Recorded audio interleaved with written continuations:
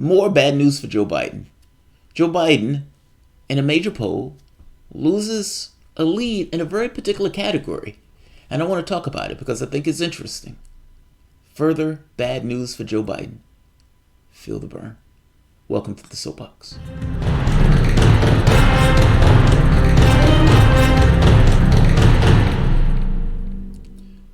My name is Jamarl Thomas. This is the Progressive Soapbox. Might as well say Soapbox After Dark.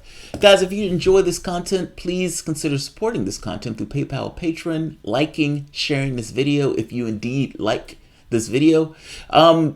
So this video is going to be relatively short. I have another video that I want to do after this. In fact, I have two more after this. Joe Biden loses the lead in a particular category, in a very specific category. Now, we've been inundated with the deluge of media of, oh, Bernie Sanders is past his time. Nevertheless, I mean, Bernie Sanders still is there in number 2 spot, but he's past his time. Oh, Bernie Sanders, they're checking over Elizabeth Warren and Kamala Harris. They're going to take the lead. Bernie Sanders, are you going to support the candidate who actually wins, Bernie Sanders? These are the questions that he's being hit with. Do you know that he has nearly 1 million donations? He is going to hit more donations this time around than he did last time around. And that's somewhat of an amazing feat considering there are 20 people in this race, more than 20 people in this race. Do you know that nearly half of those are new donations? New people. And yet we're breathlessly being told that Bernie Sanders is past his time. Bernie Sanders, why are you in this race? Why are you in this race? Despite the fact that the debates are literally centering around, do you agree or disagree with Bernie Sanders? Those are the debates. And you have various people talking about their ways of trying to accomplish what Bernie Sanders wants to accomplish. He's in this race because he should be in this race. He should be the person to carry this to fruition. And, this is not just me saying it. There's polling to back this up. So, Gallup has just come out with a new poll. Joe Biden slides in the polls again. And damn, I think I closed my window by accident. But Joe Biden, once again, slides in the polls. And they were looking back, going all the way to February. His rating has dropped precipitously. Because he's dropping like month by month by month. And so it doesn't seem like much. So it's like, oh, he's just dropping in the polls a little bit. But then you go for 4 months out and you're like, oh my God, this guy's lost a ton. And he's lost so much in a sense of favorability that Bernie Sanders has caught him in favorability among Democrats. Bernie Sanders is supposedly not even a Democrat. However,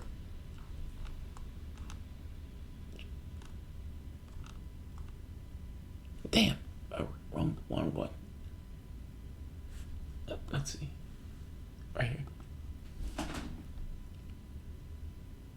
Now, I hate the way they name these. Biden Sanders still have best image among Democrats. Well, or you could have said, Sanders takes the lead in favorability among Democrats. You could have also said that. Sanders takes the lead among favorability among Democrats. Because that is literally the story. If you're going to write it as Biden and Sanders have the best image among Democrats, you're adding 2 people into this. When really the story that you hit on, the entirety of the story is that Biden has slid in the polls precipitously. That's the entirety of the story. Bernie Sanders has taken the lead as Biden has slid in the polls precipitously. If that is indeed the story, which that is the story, then you should name it as such that Sanders takes the lead. Look, when we are complaining about the way these stories are being named in the titles, it matters. Most people only read the titles. Most people don't go into the details of the story. So if they see Biden and Sanders, they're going to miss the actual story that all of this entire document is about Biden losing his lead in the polls. Call it such. Call it such. That's all I'm saying. In a Gallup poll conducted shortly after the first round of Democratic debates, Bernie Sanders and Joe Biden continue to enjoy highest favorability, yes. But Joe Biden has slid in favorability among Democrats. Sanders has usurped his role. Sanders, 72% favorability, 17% unfavorability. Joe Biden, 69%. That's down. And they make the point right here. In February, Biden was viewed favorably by 56% of all U.S. Americans, including 80% of Democrats and 32% of Republicans. These ratings slipped marginally in April and again in July, resulting in a significant cumulative declines. Now, this channel has said that Biden is not going to get through a Democratic primary. We've been through one debate. And before we even got to the debates, Biden was slipping in favorability. The moment that you put him in front of the limelight, this notion of who he is in this kind of abstract way falls away, and you get the actual candidate on stage defending states' rights. There's a bug on this website that's disallowing me to get into the minutia, like the actual polling data itself, because I want to see the questions. The questions are the ones that is interesting to me, because that gives you a little bit more details than just favorability. But there are a few tidbits even in this. Joe Biden I've said that favorability has dropped precipitously. So, like I said, he was 80% back among Democrats in February. And now he's all the way down to 69%. He's dropped in double digits and that's just among Democrats. And you could say, well, why is that important? Because you're in a Democratic primary and you need to get through that Democratic primary. And if you're losing your favorability by double digits, that's astonishing. That's astonishing. Just saying. That's painful. And here's the other interesting point. Harris, others, no more familiar since the debates. Meaning, Kamala Harris had this breakout moment in the debates. And despite having the breakout moment in the debates, they don't know her any better than they did during the time she was in the debates. I find that to be interesting. Kamala Harris's profile wasn't as high as Sanders or Biden, any of these guys, and the public, for the most part, didn't know her as well as these guys. They didn't know Warren or anybody as well. You'd have thought that debates would have been their opportunity to showcase themselves. Elizabeth Warren, and especially Kamala Harris, going after Joe Biden, had a splash. But maybe that splash was for people who weren't Democrats, which means that the bang for the buck that they were getting out of debates might have been popularity, but it wasn't necessarily popularity in the sense of giving them more familiarity of who these people were. That's interesting. I think that's interesting. All right, there's one more tidbit. There is one bright spot for Joe Biden. Joe Biden has a better profile among the rest of the population. Meaning, Donald Trump, believe it or not, has a higher favorability than Joe Biden and Bernie Sanders. Joe Biden's favorability among the entire population is 42%. Bernie Sanders is 41%.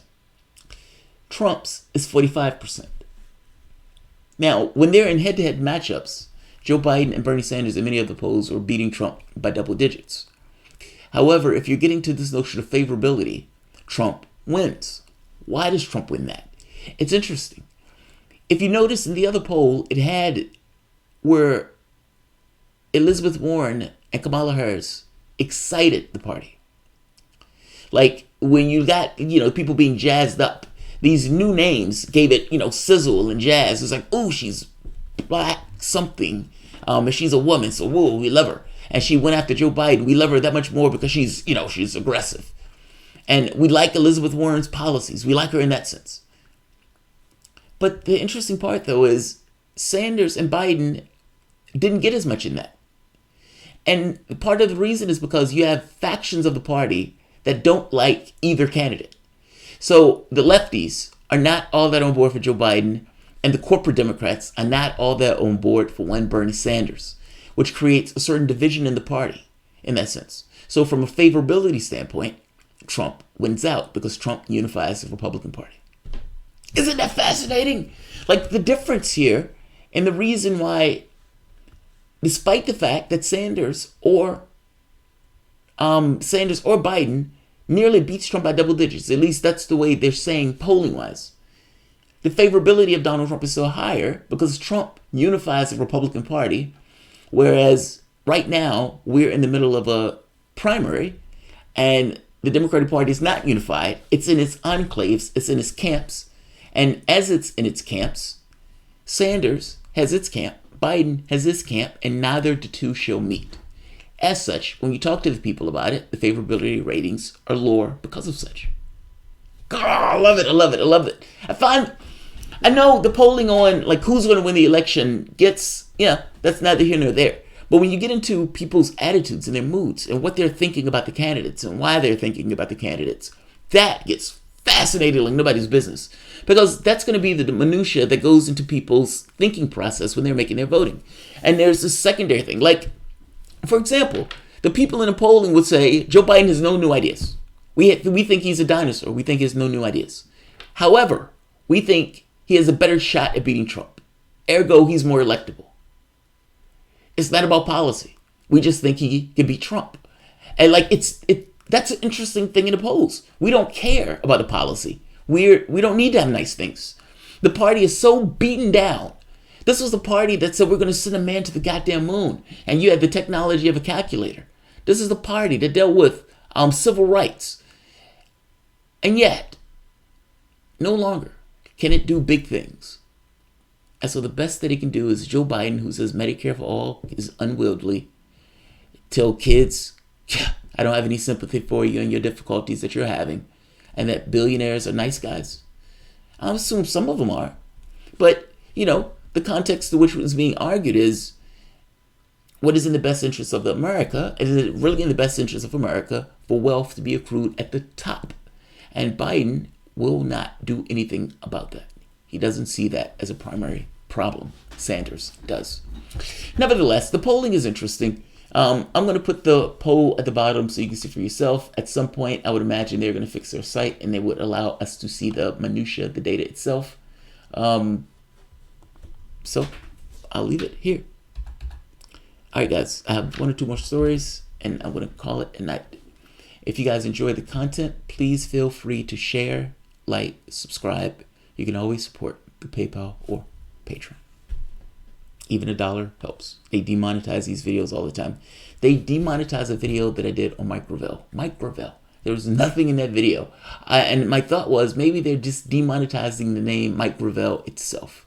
But then they let one through and then they hit another video on, what's his name? George Galloway. It is, I have to be honest, I enjoy doing my job, but this gets aggravating because it feels like they're cheating you in a sense. It's like there's nothing wrong with that video. I know there's nothing wrong with that video, but you're dinging it in advance, which means it has to get over 1,000 before you even look at it to turn it on, which means that there was all of that didn't get monetized. It's just aggravating, especially when we put out a lot of content and it happens over a wide, broad spectrum of content. Serenity now. Serenity now. All right, guys. I'll see you momentarily. Thanks all. Like, if you like it, share the video.